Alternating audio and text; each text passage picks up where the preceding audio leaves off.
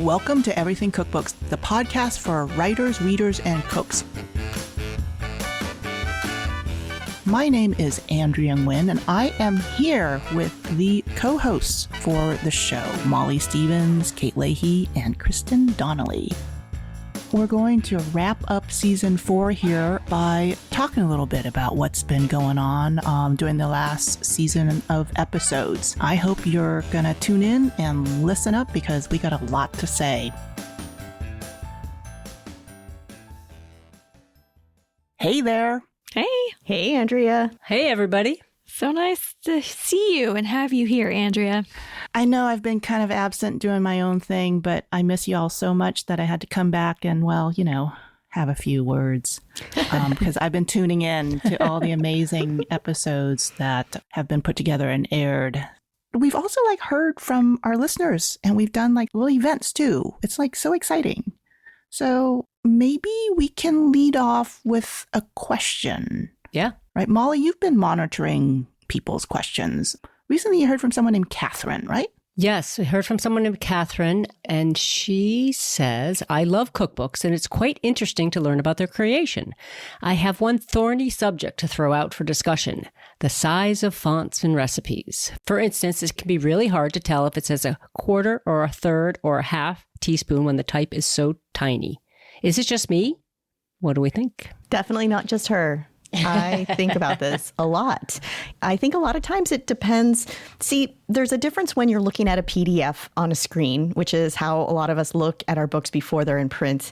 And you can zoom in and you can make the font look really big and luxurious. But then when maybe the trim size is just, discovered, you shouldn't be zooming in. You should see how the actual size is going to be.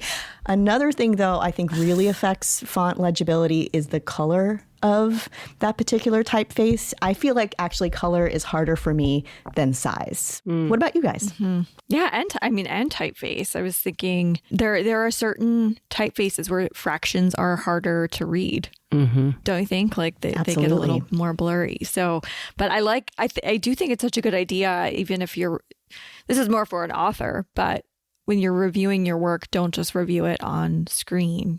Even if you can't print the entire thing, print out some of it and look at what it looks like. It's a print medium, so you want to have an idea of how it's going to fit on the page. Yeah, especially in early, when you get the first design pages, that's the moment, because when you get too much further down, so you get the first design pages, print them out. Don't just look at them on the screen. If you are young and clear-sighted, maybe give it to someone who's middle-aged or wears reading glasses, or, hopefully your kitchen is well lit, but sometimes, the distance. In a lot of books, I feel like a lot of design, they use different style typefaces on the page, and sometimes it can be, yeah, Catherine, I think you got a good point. It's also the weight. I was thinking, because you were saying color, Kate, but also the weight of the typeface. Sometimes I feel like actually in my own book, Modern Potluck, the weight of the typeface and the ingredients is so light that it is a little hard to read. Yeah. So y'all, weight refers to the thickness of each letter. And I have seen books nowadays come out with so much copy in them, almost overwritten. And but it's the authors have a lot to say and they want to be voicey, but at the same time, getting all that copy squished onto a page means that the typeface has to be scrunched in. You've got leading so that the space between each line is tighter and tighter. Yeah. And you get blocks of text. And while that voice is really important and we talk about it ever since Everything Cookbook started, I think that it can also impede the book's ability to be more practical and useful for cooks, because that size of the font, the typefaces, gets really, really small. And when the first pages come out, if you're writing a cookbook, you get hopefully printed pages on 11 by 17. I always take a look at the trim size of the book. I'm like, well, how big is the actual book compared to what's on the printed page that I'm reviewing, right? And then I'm like, can I read that?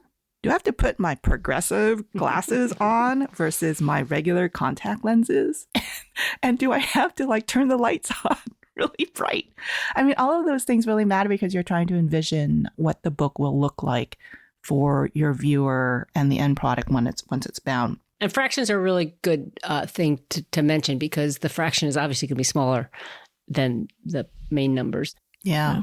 And they're not, you don't always get a printed copy from the publisher. You mean a design sample? Absolutely. I used to. They've stopped, and then I have to print it myself. So. Don't you think that, dear publishers, just a little note from us. Dear publisher. Dear publisher. Sure. You know what? If you want to make really good books, spend a little extra coinage on putting those pages out on 11 by 17 and shipping them off to your authors for review. I have an idea for a new podcast called Dear Publisher, and we bring out authors of all will never sorts. Be published again. No, just yeah, it's true. No, I mean, look, authors are doing so much of the work for editors nowadays. 100%. Right? Yep. And if you want to make the work easier for authors who are, into their books on the page, then make it easy for us to read the damn thing. Because otherwise you're printing it out on 8.5 by 11. You pay for it at Staples. Right. That's what I was doing. Yeah.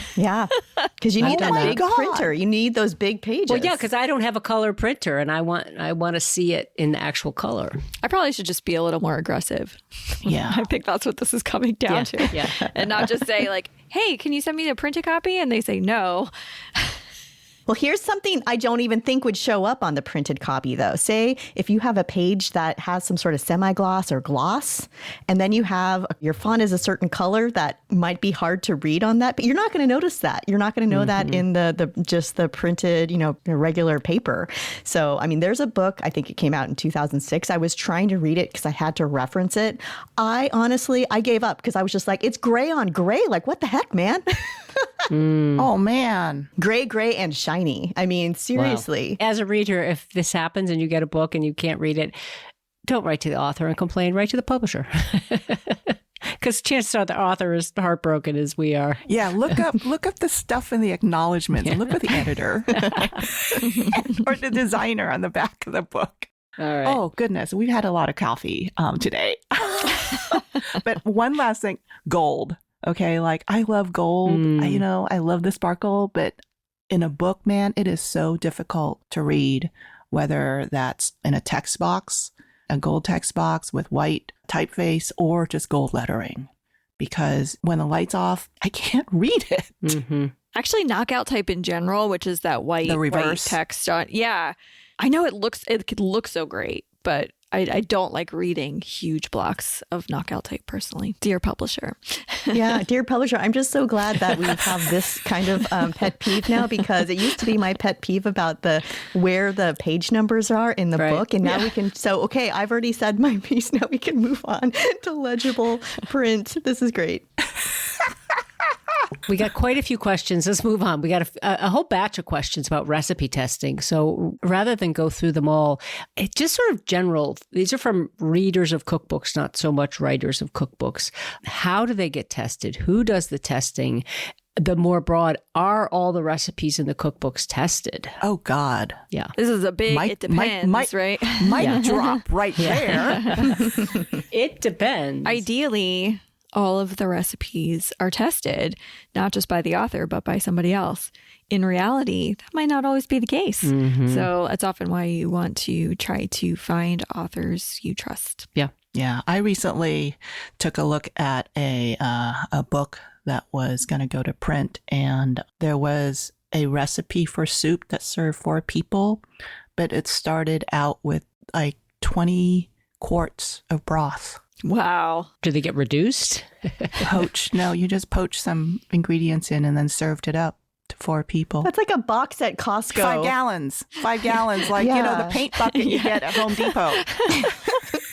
That doesn't even fit in a lot of regular pots if you're making, soup for 4 people. You use a regular size pot or something. I hope that was cleaned up, because it's that kind of frightening thing where I just go, who did not review these recipes? Yeah. Who did not test? Yeah. The bottom line is it's up to the author to test the recipes. And most sort of reliable authors will, as you said, Kristen, test them themselves and hire outside testers or engage outside testers. Sometimes there's people are paid, sometimes they're not paid, but in general, they're people other than the author testing. I mean, in theory.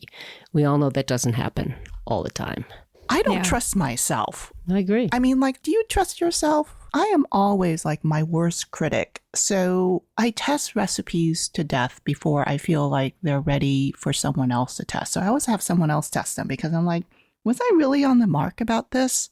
And I want to see what other people's reactions are to the instructions as well as the end product. Because I don't always think that, like what I like may necessarily be what other people like. Sometimes, they're going to give me feedback. So I always feel like the author readies a recipe, but then there really should be other people testing them to verify that they work in a kitchen other than the authors. Here's an example of why they're so important. If you're a writer, you get a copy editor who's going to clean up your grammar, who's going to find that missing punctuation mark that kind of clarifies. I'm thinking of like books like Eats, Shoots, and Leaves, like is the panda eating, shoots, and leaves, or is it eating, shooting, and then leaving? A copy editor catches those errors. Recipe testers can be like those pandas with guns with your recipes.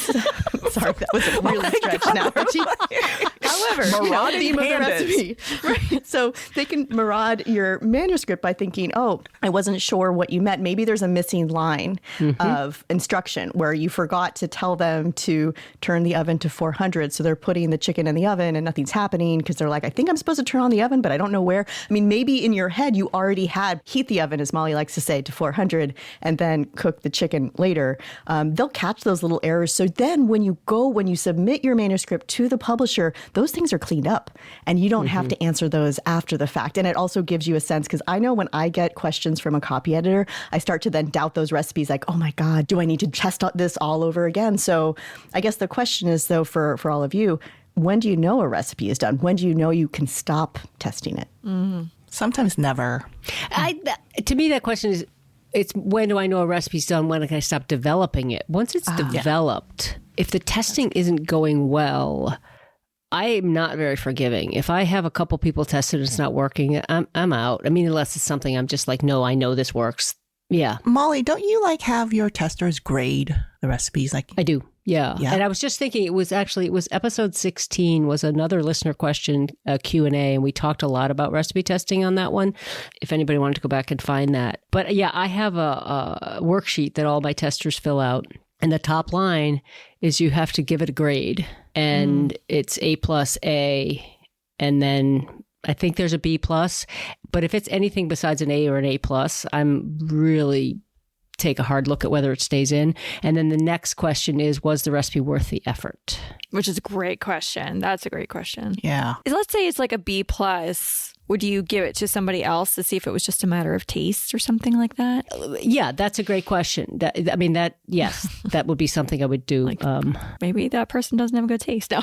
Right. Or they don't like a particular ingredient. So they would never, they don't like fennel. Yeah. I feel like the dream scenario. So Ina Garten, I believe, has a tester where she watches her tester make all the recipes. And that, to me, that's so fascinating. Like, I would love to be able to do that and just see how somebody interacts with the recipe. I had that on my first book. Did you? I had about 15 recipe testers. And one of them was a friend of mine, an economist, who wanted to learn how to be a better cook. And so she was like the average American cook with average skills. And she didn't want to go and get all the ingredients. So I said, fine, you come to my house. I'm going to lay out all the ingredients for you and you prep and cook. And I watched her. Yeah. It was great. It was great. For each one of my books, I've had someone who would come to the house, once a week, depending on the schedule. Oh, actually, Mariana Velasquez, who we talked to her Colombiana book. Yeah. She was a culinary student at the time. And not for every recipe, but just to be there in the kitchen working on my recipes while I was developing other recipes. And so I could keep an eye on what they were doing. And we taught, who did we have on who does this? Because when they're doing something and they're not asking a question because they don't have a question, they're just doing what you've written in the recipe. But you're looking, you're like, what are you doing? And having someone in the kitchen with you, because you can really just observe quietly what they're doing and you could see where they're running into problems, where they may not have thought to ask a question about it. Yeah, but I mean, like, we're like, it's the luxury of time and money, man. Yeah, you know? absolutely. Yeah. Oh, 100%. Yeah. No, and if it's someone like that who wants to learn or who I was a culinary student, that type of thing. If anyone wants to go back to listen to the episode where you get a little bit of an inside look into how one of Molly's books came to be, you can go back to episode 36. That was Celebrating Colombia with Mariana Velasquez. And she is working on a second book. So something to keep an eye out for. Nice. Wonderful. So do you guys, like, professional tester who is hired knows certain things about cookbook making, right? Mm-hmm. Whereas like volunteer testers, they're like home cooks who are heavily engaged and interested. Do you think there's a difference between those two kinds of testers? Of course. I've done both and I've hired both. And I actually think they both bring different kinds of value. I feel like, especially when you feel really great about a recipe already coming from your own kitchen, sending it to a few volunteers. And I think when you're using volunteers, it's nice to have more than one tester recipe because you just get a few different perspectives. But getting that feedback, because they almost more mimic a reader, right? Like, but then when there's recipes to me that I think they're good, but there's a couple little things that are bothering me, or that's where I might engage a professional who is going to like put it through its paces and maybe even have suggestions for different ways to word or fix it. So I don't know. I do see them as both like having value. So. Yeah, I agree with that, Kristen, that they're both valuable, but they're different. And with volunteers, I tend to have more, like if a volunteer is testing a recipe, that would not be my only test. Right. It also depends on where I am with the recipe and what the recipe is. This is something that I've been cooking for years. I know so well. I'm not as, I'm saying nervous about it. And again, just like you said, Kristen, if there's a recipe that I just can't solve this little thing, or I'm running out of time, I might engage a professional recipe tester and say, please fix this. And that could be big bucks too. Yeah. I mean, I asked that question, you guys, because, we have listeners who want to be volunteer testers. And then we also have listeners who are professional testers. I mean, that's like, their job. So if you're interested in that kind of activity or work, you just want to keep your eyes and ears open for opportunities to help authors make really good books, because we need testing. All cookbooks need testing. If you know one of your favorite authors and they're working on a book, I mean, you know them personally, but if you know that through their social media they're working on a new book, you could always reach out and say, hey, I'd love to do some testing for you. It was the recipe testing in person. That was episode 72 with Nicole Acetola and Milena, the Scandinavian from scratch, where they cook side by side. And it was a great example of if again, that's a luxury not every book can afford, but you do learn a lot watching someone cook your recipes. Yeah. And not like watching them, don't let, be doing something else. So you're not making them nervous. But if you could keep an eye on someone when they're cooking your recipe. Or another thing I do with volunteer testers, if they happen to be at all close by, I ask if they could drop off the results if it's appropriate. Because again, back to maybe they gave it a B+ because they don't like fennel, but it's a braised fennel and I love fennel and I'm like, oh my God, it's delicious. But so if that works, to actually taste some of what the people are cooking is helpful, I find. What is with fennel? I gotta tell you, can I just take a break, talk about fennel? Because like cooked fennel has very little flavor. Raw fennel can have a lot of flavor. Fennel pollen has a lovely sweetness. So what is there to not like? What do people say about fennel? Is it like cilantro? Anise, no, yeah, it is. If you don't like that anise type of flavor, like licorice or anise seeds or fennel, yeah, it's in that family. So like if you don't like black jelly beans, like I grew up loving black jelly beans, so anything in that licorice. That's so funny. I grew up hating black jelly beans, but I've always loved fennel, and now I love black licorice. It took me a long time. I had to get into my 40s to really appreciate black licorice, apparently. Yeah.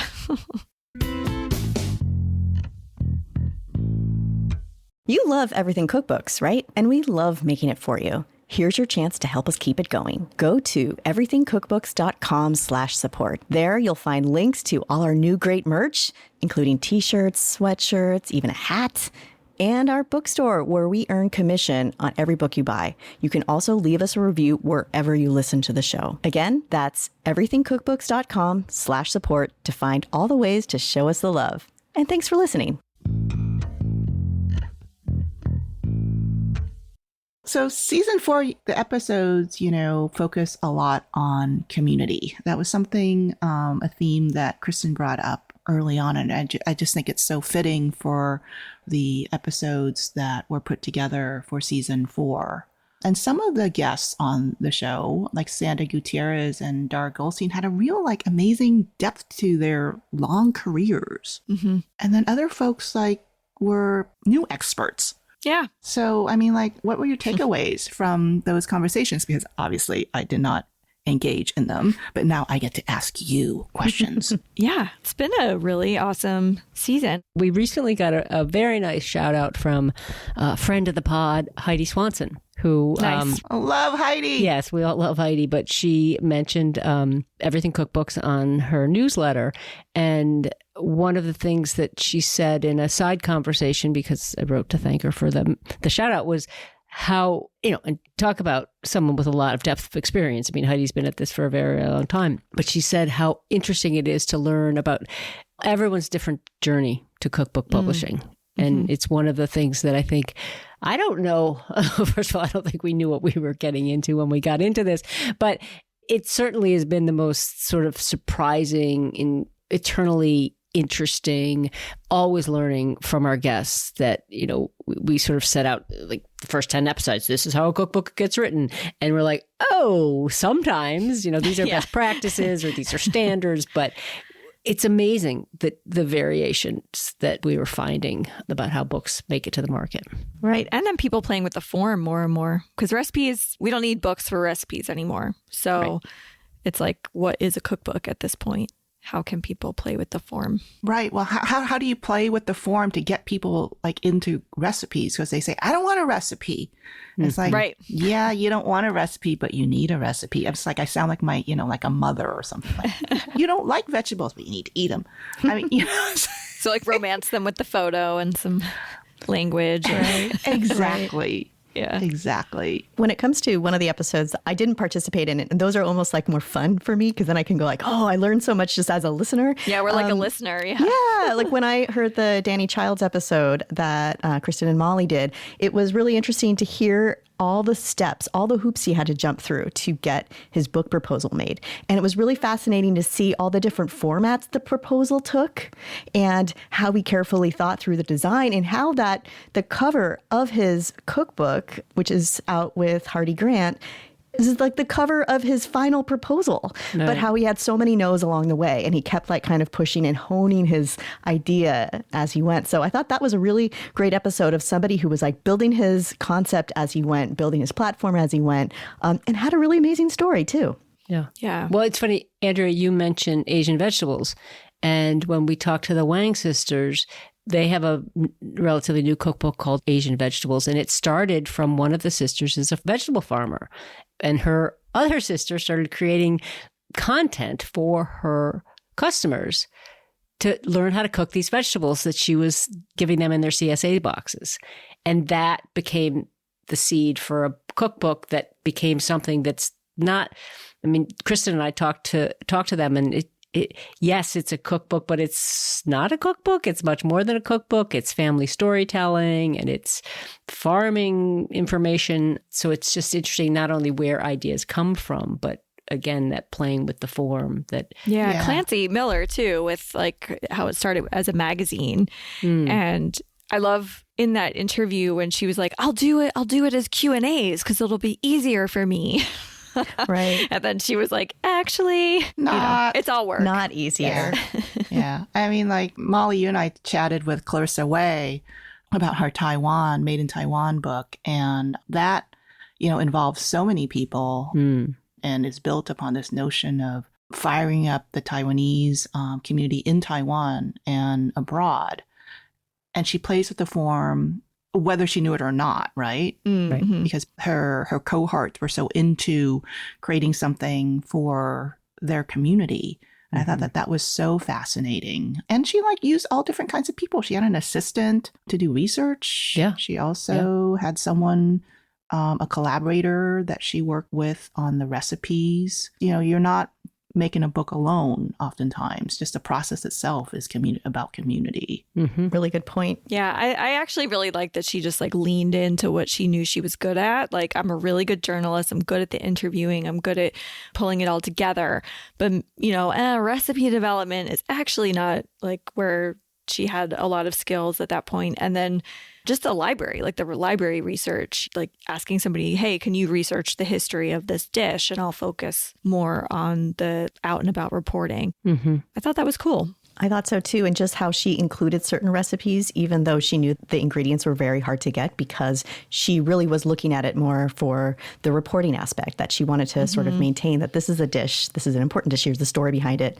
And, you know, there are other recipes in the book you can make if you can't find this ingredient, but I'm going to, you know, honor this recipe with calling out this ingredient. Right. So there's like that, you know, that repertorial quality about her work. And sometimes like books are reporting information, recording information. And like the love doesn't always have to like shine. Like, don't you think like, you know, for my books, I have just like if someone asks me, which recipe do you love the most? And I'm like, I love every single one of them because I work really hard. It's like rounds and rounds of testing. So like, I do love every single recipe and they have like a reason. But I think that when you're reporting and recording, it's really like, as someone like Carlista said, she's like capturing the zeitgeist of the moment. Right. But when we're talking about ingredients, and, you know, I'm thinking of Irene and Mei Lee's conversation about their book, which is like minimizing waste, which I thought just, you know, it's like we talk about it, but sometimes we talk the talk, but we don't always walk the walk, right? 100%. I always say it's do what I say, not what I do when it comes to things like that. Right. And that book was just done so well because I appreciated how the way they sort of played with the form of a cookbook was by having illustrations and having the illustrations do some heavy lifting. I've seen a lot of cookbooks, they have illustrations. The illustrations are not that crucial. Here, the illustrations really kind of balance out the sort of really useful information in the book about how to use up what you have in your fridge, how to shop your fridge in a playful way. So it mirrors the tone of the sisters and how they wrote the book. And they didn't want photographs because, like, if you're doing a book about using up what you have in your kitchen, the dish that they photograph wouldn't necessarily represent the dish that the end user would make at home. So it was really, really smart to think about the visuals in that book. I feel like they also acknowledge, like, the food's not always that pretty. Well, I was going to say, right, because, you know, like in Evergreen Vietnamese, I love using like wilty, you know, vegetables and stuff for soup broths and stuff. And I talk about it, but I'm like, it's not prime time sexy food. It's shots. Wednesday night food. But it's stuff that I put in the freezer and it matures. Yeah. And that book is so, like, you use the word playful, Kate. It just, they took something that could have been kind of a preachy, you know, message, and they made it fun, and they kept it light, and they made it engaging, and they made it, they did an amazing job. And I must say, it's just like you were saying earlier, Kate, about how it's so fun to listen to the episodes that I'm not on, because it's like, oh my God, it's such a great conversation. I learned so much. And it's not, I mean, I learned a ton when I'm helping, you know, co-hosting, but I love that we get to mix it up that way too. So where are we going next? Well, Kristen, you like spearheaded a bunch of online events. Yeah. Let's pause a little bit because we had like 2 Insider Series events plus a fundraiser. Yeah. Yeah, since November. Yeah. Yeah. And that's, I mean, if you add up, I can't remember, but that's, you know, lots of people signed up and joined us for those events. And I just talk about community. I just love how, you know, sometimes we see some of the same people, but we see new people depending on the topic. And for me, it's really sort of underscoring, I think, where we're going next, or what we're considering doing for season 5. Not that we've planned it yet, but whatever. All in good time. That's next week. Yeah. But this idea, I think, Kate, you nuts and bolts, sort of, we get a lot of positive feedback when we get into the real nitty gritty of stuff. And I think those Insider Series are an opportunity to go in depth and sort of be a live workshopping. But through our upcoming guests, I think we're going to try to get into some real more nuts and bolts. Yeah. And still hear from authors, but also hear from people who are involved in the publishing process in other ways. Right. Which I think will be really, really cool. Absolutely. Hey, well, we also did that fundraiser, Kristen, that you spearheaded. Tell us a little bit more about our impact there. Sure. It was something that we organized very quickly. We wanted to raise money for World Central Kitchen, which is always doing incredible work around the world. And we brought an editor from 10 Speed Press, Claire Yee, and she did Q&A with us, and we raised almost $600. So really excited about that and hope to do more of that, as well as more insider series, because those help us offset our production costs, which we love. But then also it's so gratifying to bring our listeners together and not just DM with each other on social media, but actually at least see them on a screen, somewhat more live, maybe not 3D, but in 2D. Yeah, and I feel like we played with the format for the Insider series, and the last one we did with Rebecca Eisenberg on making short form food video was really a live workshop. So sort of like a live episode where we asked her questions, but then the opportunity for the attendees. And I think we had almost 50 people signed up for that. And more than 50. That was more than 50. Yeah. That's great. Right. Yeah. We'll do that going forward where it feels like it's more of a Q&A with us. So we bring on an expert on a specific topic, and then we can kind of lead the conversation, let them share their expertise, and then open it up to questions so people can, raise their hand and ask questions. And it's actually, I think we all learn a lot from those events, wouldn't you say? Yeah. And it's beneficial. Like with Rebecca, we could occasionally show visuals to accompany what she was saying, which we can't do in audio. So I like that as well. That's right. Until we start our YouTube channel, and then yeah, right. In all our spare time. That's right.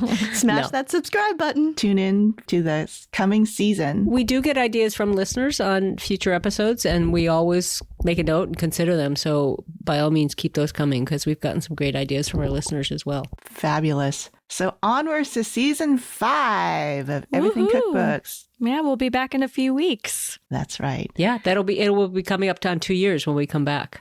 Amazing. Oh my God. Oh my gosh, 2-year Who's anniversary. baking the cake? Ooh. All right, you guys, thanks so much for everything. And thank you, listeners, for tuning in and supporting Everything Cookbooks in all the fabulous ways that you do. Thank you for listening to Everything Cookbooks. For more episodes and ways to support us, go to our website, everythingcookbooks.com. The show is available wherever you get your audio. And if you like what you hear, please leave us a review. Any book mentioned in the show can be found on our affiliate page at bookshop.org. Thanks, as always, to our editor, Abby Circatella. Until next time, keep on writing, reading, and cooking.